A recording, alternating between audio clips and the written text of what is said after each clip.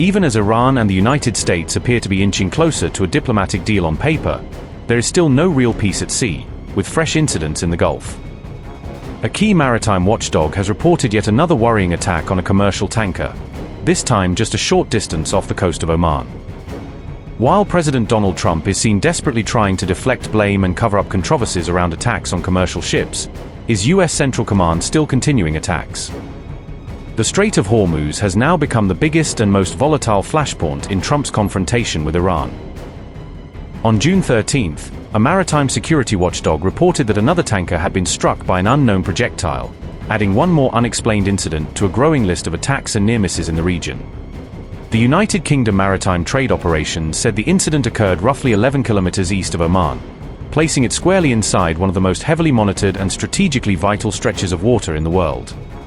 According to UKMTO, the ship's crew was reported safe and there was no immediate environmental impact, a small relief in an otherwise tense situation where any spill or explosion could have had serious regional consequences. The watchdog added that the tanker was able to continue on to its next port of call while authorities launched an investigation, leaving open big questions about who was behind the strike and what kind of weapon was used.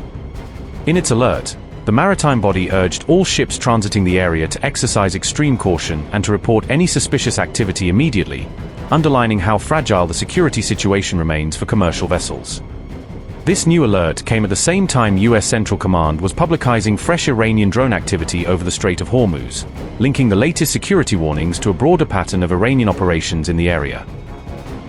The CENTCOM statement said, and I quote, "Iran launched multiple one-way attack drones in an attempt to strike commercial ships transiting the Strait of Hormuz.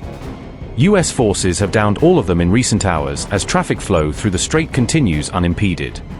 The international trade corridor remains open for transit." Unquote.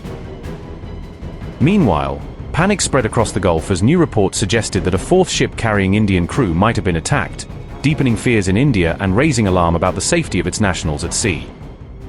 False alarm in the Gulf after reports claimed an Indian crewed vessel had come under attack near the coast of Oman amid heightened regional tensions. Reports on June 13th claimed the vessel Yaqi Freedom had been attacked off the coast of Oman, triggering concern among maritime observers. Concerns grew after the ship reportedly stopped responding to communications, raising fears of a fresh security incident in the region. Soon afterward, India's External Affairs Ministry said it had established direct contact with the vessel's master to verify the situation. The master confirmed that all crew members were safe and unharmed, prompting the MEA to dismiss reports of an attack. The MEA described reports of an attack on the vessel as false and baseless, while urging caution over unverified claims online.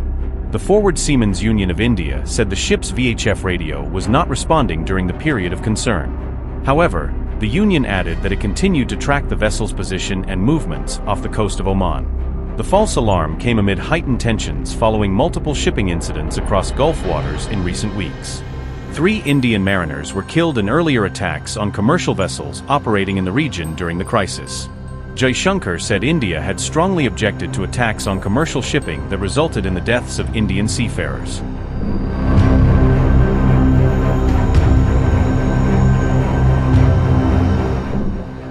On June 12, External Affairs Minister S.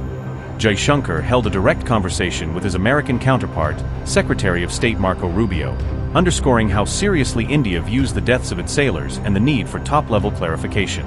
During that call, Jaishankar lodged a strong protest with Rubio, stressing that 3 Indian mariners had been killed in a U.S. strike on a commercial ship and insisting that such incidents cannot be brushed aside as collateral damage. Jaishankar said, and I quote, "Spoke to U.S. Secretary of State Marco Rubio this evening.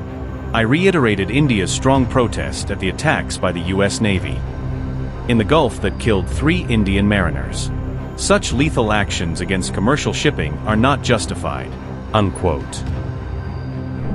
His remarks came even as President Donald Trump tried to shift the blame onto Iran for attacks on Indian crewed ships, creating a sharp contrast between India's focus on U.S. accountability and Washington's efforts to pin responsibility on Tehran.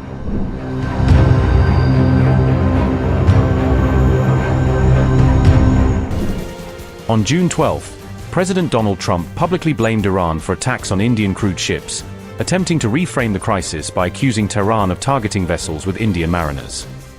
In a pointed post on his Truth Social platform, Trump claimed that Iranian drones had targeted commercial ships carrying Indian crew members, framing the incident as a totally unacceptable escalation by Tehran against key international shipping lanes. His accusations against Iran landed at the very moment India was formally protesting alleged US attacks on Indian crewed vessels, underscoring the stark disconnect between Washington's narrative and New Delhi's serious concerns over American naval actions. Donald Trump said, and I quote, "Also, their totally rebuffed drone attack last night against Indian ships leaving the Hormuz Strait is totally unacceptable." Unquote. Meanwhile, Iran's embassy in India has pushed back hard, dismissing Trump's allegation as a deliberate attempt to divert attention away from the reality that US forces have been accused of hitting Indian crewed vessels in the Gulf of Oman. Iran slammed Trump's claims, and I quote, "The US president's accusation against Iran regarding an Indian vessel in the Strait of Hormuz is simply baseless.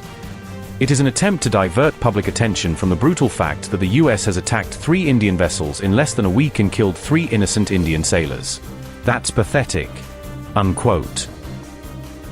Since June 8, the US military has been accused of striking 3 different commercial ships that were carrying Indian crew members, fueling anger in New Delhi and raising serious questions about American rules of engagement in the region.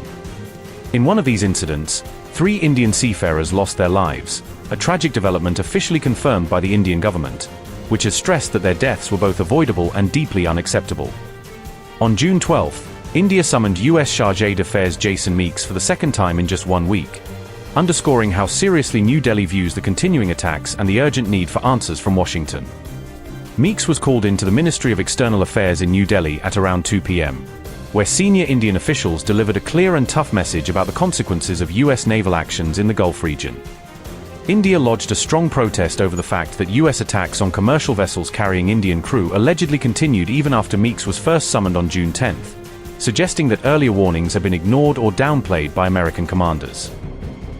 All of these developments unfolded just as Iran and the United States were said to be edging closer to a prospective peace deal, underscoring the stark disconnect between diplomatic optimism and the harsh realities in the Gulf shipping lanes. On June 13, Pakistan claimed that a deal between Tehran and Washington could be finalized within 24 hours, with a virtual signing ceremony to follow soon after, suggesting that, on paper at least, an endgame is in sight even as missiles and drones still threaten the sea.